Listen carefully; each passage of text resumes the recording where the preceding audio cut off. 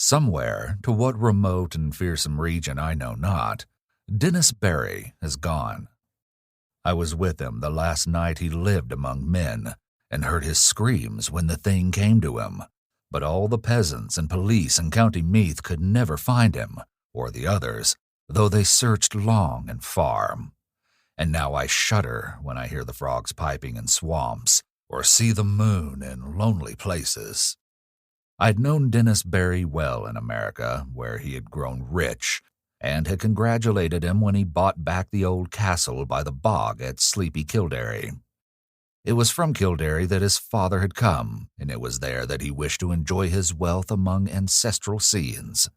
Men of his blood had once ruled over Kildare and built and dwelt in the castle, but those days were very remote, so that for generations the castle had been empty and decaying. After he went to Ireland, Barry wrote me often, and told me how under his care the grey castle was rising tower by tower to its ancient splendor, how the ivy was climbing slowly over the restored walls as it had climbed so many centuries ago, and how the peasants blessed him for bringing back the old days with his gold from over the sea. But in time there came troubles, and the peasants ceased to bless him and fled away instead as from a doom. And then he sent a letter and asked me to visit him, for he was lonely in the castle with no one to speak to save the new servants and laborers he had brought from the north. The bog was the cause of all these troubles, as Barry told me the night I came to the castle. I'd reached Kildare in the summer sunset, as the gold of the sky lighted the green of the hills and groves and the blue of the bog, where on a far islet a strange olden ruin glistened spectrally. That sunset was very beautiful, but the peasants at Ballylough had warned me against it and said that Kildare had become accursed, so that I almost shuddered to see the high turrets of the castle gilded with fire. Barry's motor had met me at the Ballylough station, for Kildare is off the railway. The villagers had shunned the car and the driver from the north, but had whispered to me with pale faces when they saw I was going to Kildare. And that night, after our reunion, Barry told me why. The peasants had gone from Kildare because Dennis Barry was to drain the great bog. For all his love of Ireland, America had not left him untouched, and he hated the beautiful wasted space where peat might be cut and land opened up. The legends and superstitions of Kildare did not move him, and he laughed when the peasants first refused to help, and then cursed him and went away to Ballylough with their few belongings as they saw his determination.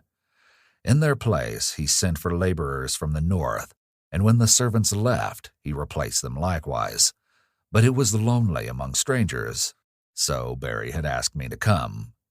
When I heard the fears which had driven the people from Kildare, I laughed as loudly as my friend had laughed, for these fears were of the vaguest, wildest, and most absurd character.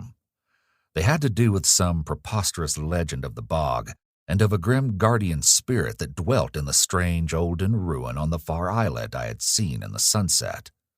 There were tales of dancing lights in the dark of the moon, and of chill winds when the night was warm, of wraiths in white hovering over the waters, and of an imagined city of stone deep down below the swampy surface. But foremost among the weird fancies, and alone in its absolute unanimity, was that of the curse awaiting him who should dare to touch or drain the vast reddish morass. There were secrets, said the peasants, which must not be uncovered. Secrets that had lain hidden since the plague came to the children of Partholon in the fabulous years beyond history.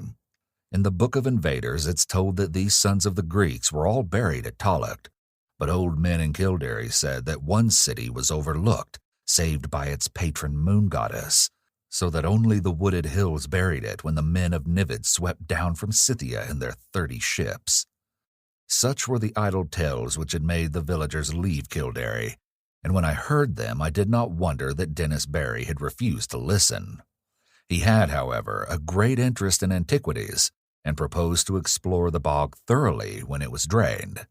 The wide ruins on the islet he had often visited, but though their age was plainly great and their contour very little like that of most ruins in Ireland, They were too dilapidated to tell the days of their glory.